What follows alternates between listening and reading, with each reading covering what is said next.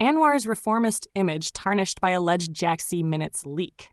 The recent leak of the alleged minutes from a Judicial Appointments Commission JAC meeting has sent ripples through Malaysia's political landscape, casting a long shadow over Prime Minister Anwar Ibrahim's credibility as a reformist. The leaked document, if authentic, suggests undue political interference in the judicial appointment process, precisely the kind of abuse Anwar had pledged to eliminate in his post-2022 reform agenda. Political observer Dr Syaza Shukri, Associate Professor of Political Science at the International Islamic University Malaysia, IIUM, told Malaysiakini that this development has deeply undermined Anwar's commitment to judicial independence and the separation of powers. It contradicts Anwar's promises, she said. But we see here Anwar, through his people, may be doing his bidding, which is the same thing that past administrations have been accused of. Anwar has consistently portrayed himself as a defender of institutional integrity, vowing to restore the independence of the judiciary after decades of politicization and executive overreach. During the general election campaign and early months of his unity government, he made strong rhetorical commitments to good governance, transparency, and respect for democratic norms. Yet, the leaked JAC minutes raised troubling questions about whether these pledges are being honored in practice. The Judicial Appointments Commission is a constitutionally mandated body responsible for proposing names for judicial positions in Malaysia. Its independence from political manipulation is critical to ensuring public trust in the judiciary. Allegations that politicians may have tried to steer the Commission's decisions would, if true, represent a serious violation of democratic principles. According to the leak, there were attempts to bypass merit-based considerations in favor of politically aligned candidates. This has caused considerable unease among legal professionals, civil society groups, and opposition figures. Critics argue that if the leak is authentic, it signals a return to old patterns of executive interference, a betrayal of the very reforms Anwar had promised to institutionalize.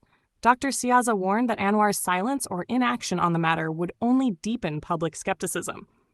The only way to move past this is to solve the vacancies as quickly as possible through proper procedures with full transparency, she said. If not, it risks turning into a full-blown crisis of legitimacy for his government.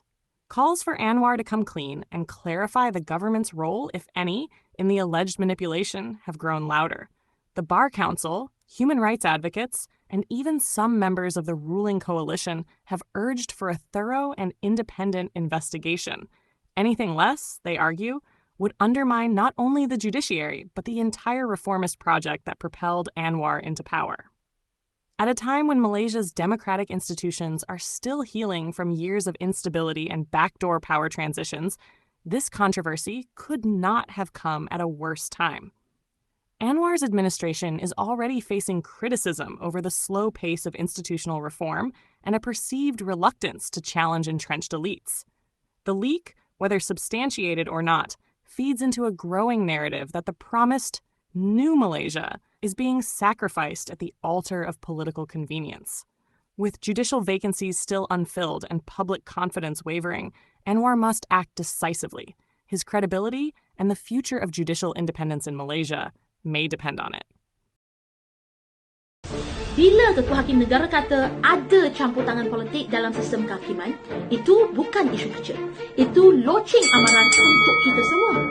Bila peguam-peguam Malaysia berarah ke pejabat Perdana Menteri untuk tuntut keadilan, kita kena tanya, apa dah jadi dengan negara ni? Bebas kehakiman! Bebas kehakiman! Tempoh perkhidmatan Ketua Hakim dah tamat.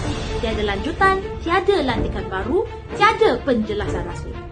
Awal tahun ni, Ketua Hakim dedah ada tangan politik cuba ganggu kehakiman.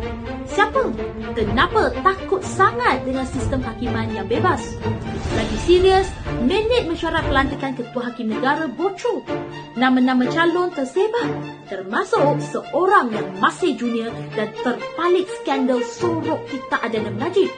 Apa reaksi kerajaan? Bukan penjelasan, bukan siasatan, tapi notis PDRM larang kongsi maklumat ni. Dulu sebelum menang, kita dijanjikan reformasi institusi. Hari ini dah jadi kerajaan, rakyat dapat reformati institusi. Hakim bukan yes man, bukan yes girl. Sistem kehakiman bukan alat politik. Ia benteng terakhir rakyat untuk keadilan dan kebenaran. Rakyat wajib tahu dan sistem kehakiman harus bebas dari segala bentuk campur tangan politik. Jom repost video ini biar ramai tahu isu ini.